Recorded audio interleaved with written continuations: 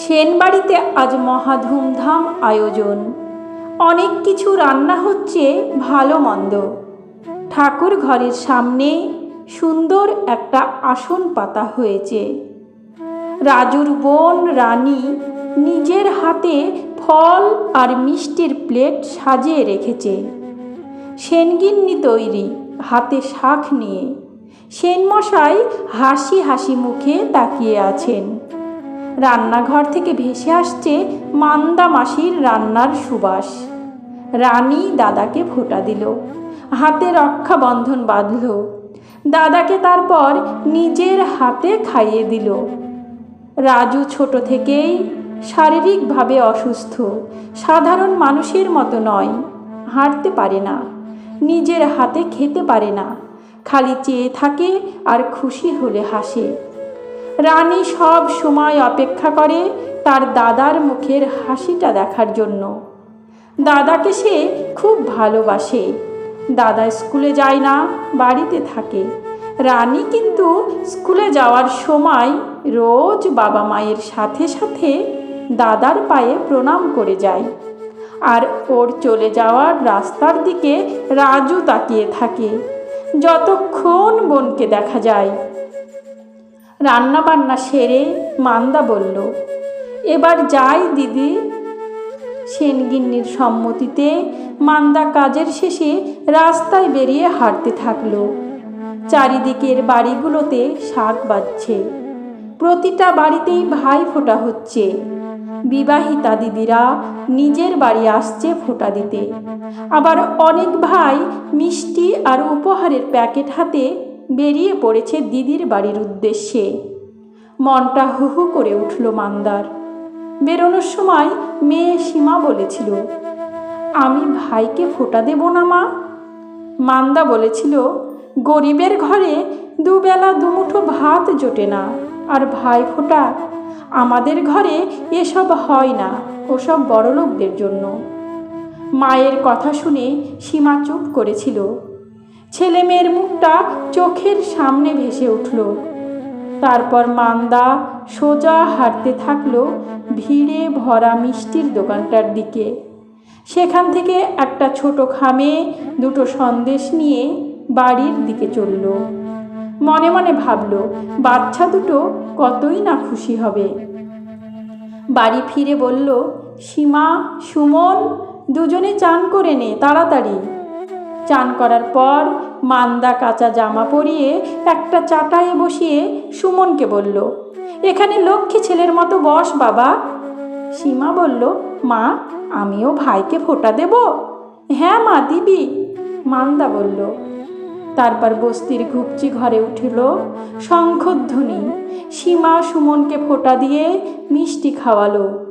তারপর মান্দা উনুনে ভাত আর ডাল সেদ্ধ বসিয়ে মনে মনে ভাবল, সবার বাড়ি কত কিছু রান্না হচ্ছে। আজকের দিনে বাচ্চা দুটোকে যদি একটু ভালো মন্দ রেঁধে দিতে পারত সে।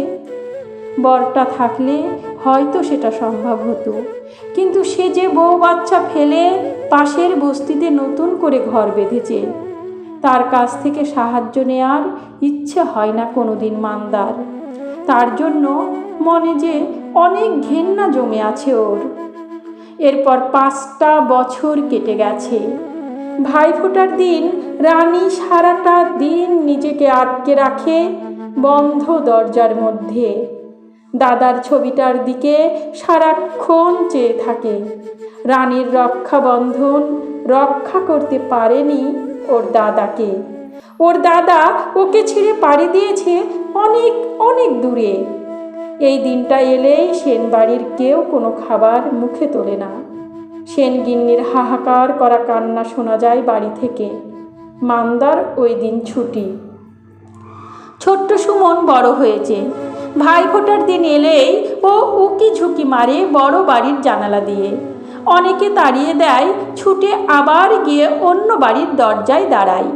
দিদিটার কথা বড্ড মনে পড়ে ওর। মান্দা সারাদিন খোঁজে সুমনকে, সারাদিন বাড়ি ফেরে না সে। মান্দাও চোখের জল ফেলে সারাটা দিন ধরে।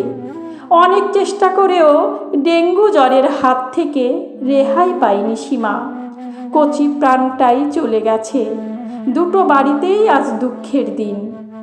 সেদিন মান্দার পিছন পিছন ছোট্ট সুমন সেন বাড়িতে এসেছিল। তখন রানী হাত ধরে তাকে নিয়ে গেল নিজের ঘরে। বলল, ভাই, এখন আমার সাথে থাক, তোমার কাজ হয়ে গেলে নিয়ে যেও ওকে মাসি। রানীর মুখে ভাই ডাকটা শুনে জুলজুল করে তাকিয়েছিল সুমন রানীর দিকে, আর মান্দার চোখের কোণে জমেছিল জল। সারাটা দিন ধরেই সুমন রানীর সাথে থেকেছে। রানী নিজের হাতে খাইয়ে দিয়েছে। সেন দম্পতি বহুদিন পর মেয়ের মুখে হাসি দেখে শান্তি পেয়েছে।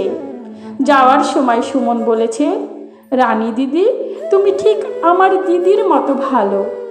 রানী ছোট্ট সুমনকে আদর করে বলেছে, আবার আসিস ভাই। দুটো ছোট্ট ছেলে মেয়ের মধ্যে তৈরি হয়েছে ভালোবাসার অটুট বন্ধন। প্রায় সুমন আসে রানীর কাছে ছুটির দিনে। কয়েকদিন সুমনকে না দেখলে রানী মান্দা মাসিকে বলে, ভাই আসছে না কেন মাসি? ওকে দেখতে ইচ্ছে করছে, একদিন নিয়ে এসো এবার। দুর্গা পুজো শেষ হতেই আসতে চলেছে ভাইফোঁটা। সেনবাবু জানেন ওই দিন সামলানো যায় না মেয়েকে। সেনবাবু মান্দাকে ডেকে বলে দিলেন সব কিছু। ভাইফোঁটার দিন সকাল থেকে দরজা খোলেনি রানী। হঠাৎ দরজায় ধাক্কা পড়ল।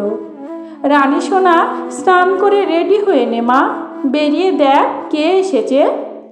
রানী দরজাটা খুলতেই দেখল সামনে স্নান করে নতুন জামা পরে দাঁড়িয়ে আছে সুমন।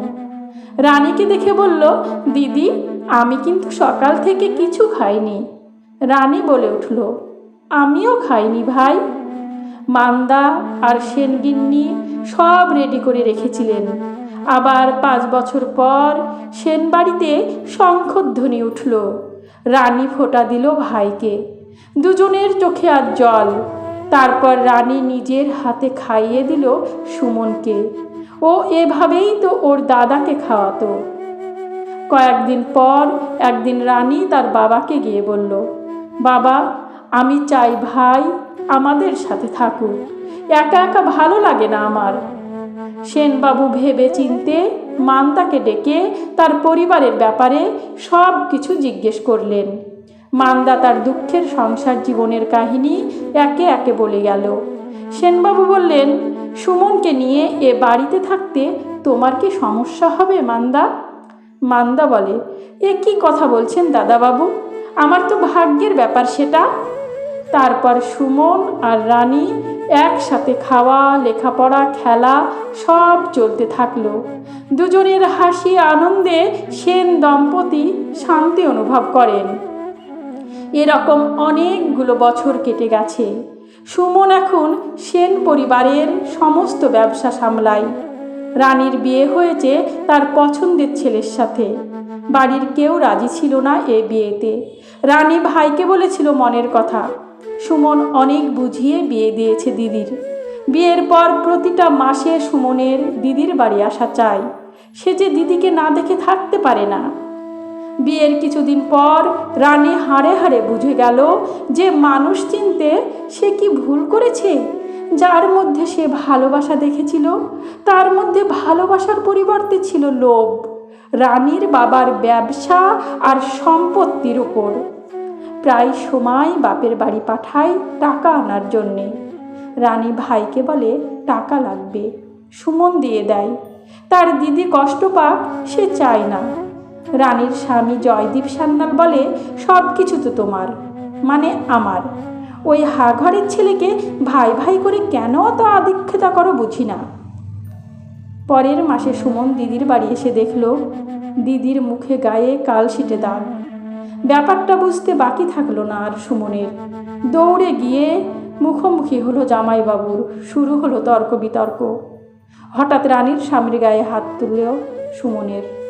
শুধু দিদির কথা ভেবে সুমন শান্ত রাখল নিজেকে, কিন্তু রানী আর নিজেকে শান্ত রাখতে পারল না। নিজের স্বামীকে ঠেলে সরিয়ে দিল। জয়দীপ অবাক। যে মেয়ে আজ পর্যন্ত উঁচু গলায় কথা বলেনি তার ব্যবহারে। রানী চেঁচিয়ে বলল, খবরদার, আমার ভাইয়ের গায়ে হাত দেবে না তুমি। ছোটবেলা থেকে আমি ওর গায়ে আঁচড় পর্যন্ত লাগতে দিইনি। তোমায় ভালোবেসে আমি সব সহ্য করেছি। আমার গায়ে হাত তুলেছ সেটাও, কিন্তু আমার ভাইয়ের গায়ে হাত তুললে সহ্য করব না আমি। সুমন বলল, চলো দিদি, আমরা একসাথে থাকবো আবার, এখানে আর তোমাকে থাকতে দেব না। রানী বলল, চল ভাই, তাই চল।